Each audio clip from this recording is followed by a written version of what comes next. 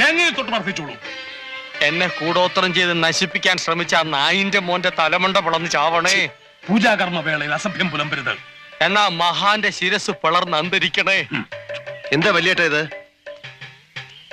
വല്യേട്ടൻ എന്താ ഒന്നും മിണ്ടാത്ത? അവനിനി മിണ്ടൂല. അവനിനി ജീവിതത്തിൽ ആരോടും മിണ്ടൂല. ഈ പൂജ സുനാമണി കഴിഞ്ഞ് തേങ്ങ നിലത്തെറിഞ്ഞുടയ്ക്കുമ്പോ ഇവന്റെ തല പൊട്ടിത്തെറിക്കും.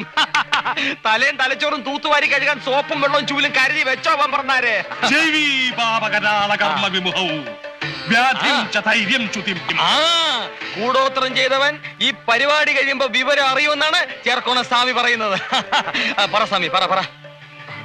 സ്വാമി പറഞ്ഞോ. പ്രജ്ഞസ്വച്ഛമന പരാക്രമ ഗുണാൻ വൈരിക്ഷയ പ്രത്യർത്ഥി.